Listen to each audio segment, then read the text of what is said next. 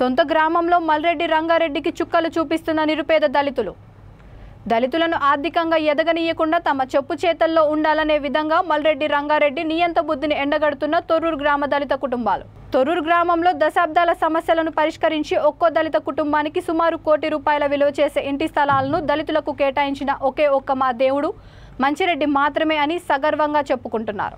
శత్రులను కూడా ప్రేమతో ఆత్మీయంగా పలకరించేది మా మంచిరెడ్డి. దేవుడు లాంటి ఆయనపై బురద జల్లటానికి నీకు నోరు ఎలా వచ్చింది మల్రెడ్డి అని తొర్రూరు గ్రామ దళితులు ప్రశ్నిస్తున్నారు. కానీ ఇలాంటి మాకు మాత్రం న్యాయం జరగలేదు. మాకు ఇక్కడ కూడా న్యాయం జరగలేదు. ఆయన ఆధ్వర్యంలో ఇదే మంచిరెడ్డి కిషన్ రెడ్డి వచ్చిండు.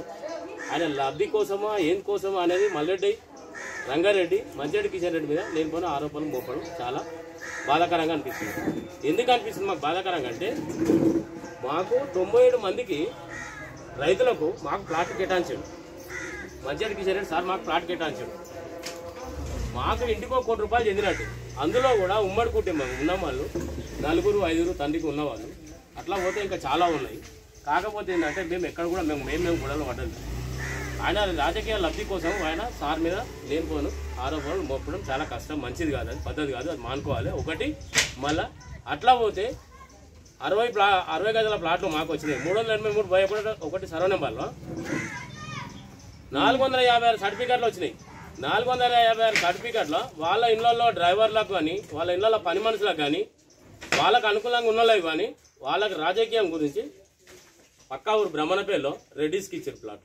కార్యకర్తలని, పార్టీ కార్యకర్తలని దండుమైలారం పోయినాయి, తుర్కయంజాలు పోయినాయి, కుంట్లూరు పోయినాయి.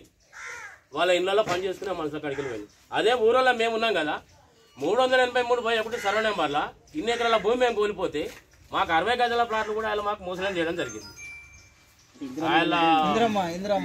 ఇందిరమ్మ ఇళ్ళ అప్పుడు అప్పట్లో కూడా ఇదే మెక్క మంచిగా ఉన్నాడు. తిప్పగాల బాబు పేర్లో ఆయన సర్పంచ్ ఉన్నాడు, మా ఎస్సీ క్యాండిడేట్ ఆయన, ఆ పెద్ద మనిషి. ఆయన పేరులో శాంక్షన్ అయితే ఈయన పేరులో ఆయన వచ్చినాక మెగా మంచిగా ఇవ్వడం జరిగింది. అది ఆయనకు అనుకూలంగా ఉన్నలే. అది ఓ మీటింగ్ పెట్టి చేసి కానీ ఏదైనా ఇక్కడ కూడా వేయలే.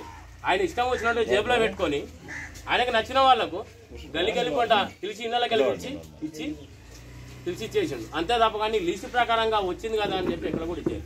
కానీ ఇది సార్ మీద ఈ లేనిపోని వేసుకోవడం కష్టం, మంచిది కాదు, అది పద్ధతి కాదు. ఇదే 383 సర్వ నెంబర్లో మంగళకుంటలో ఆయన పెట్టుకోండు ఫెన్సింగ్ వేసుకొని ఇదే 60 గజాల ప్లాట్లు పక్కకు. మళ్ళీ అదే 383 ఈడికెళ్ళక పెట్టుకుంటే మంగళకుంట దాకా వస్తుంది. అందులో మళ్ళీ ఈ హెచ్ఎంటీ లేఅవుట్ కాగానే ఇన్ని రోజులు గ్యాప్ ఉన్నది భూమి. ఇప్పుడు ఈ మధ్యలో రీసెంట్గా ఇప్పుడు ఫెన్సింగ్ వేసి దాన్ని కబ్జా గురి కావడం జరిగింది. మళ్ళా మీ చేష్టలకు మీ తిక్క లెక్కలను చూసి మీ అన్నదమ్ములు ఇద్దరిని 3 సార్లు చిత్తుగా ఓడించి ఇంటికి పరిమితం చేశారు. గతంలో ఇలాంటి ఆరోపణలు వస్తే ఎమ్మెల్యే గారు ఇబ్రహీంపట్నం అంబేద్కర్ చౌరస్తాలో కూర్చొని సవాలు విసిరితే మీరు ఇద్దరు అన్నదమ్ములు పత్తా లేకుండా పారిపోయారు. నియోజకవర్గంలో మీరే పెద్ద తిమింగలాలు, ల్యాండ్ గ్రాబర్స్, పేరు ప్రఖ్యాతలు సంపాదించిన దుర్మార్గులు మీరు అని లోకం అంతా తెలుసు అంటూ దుమ్మెత్తిపోస్తున్నారు.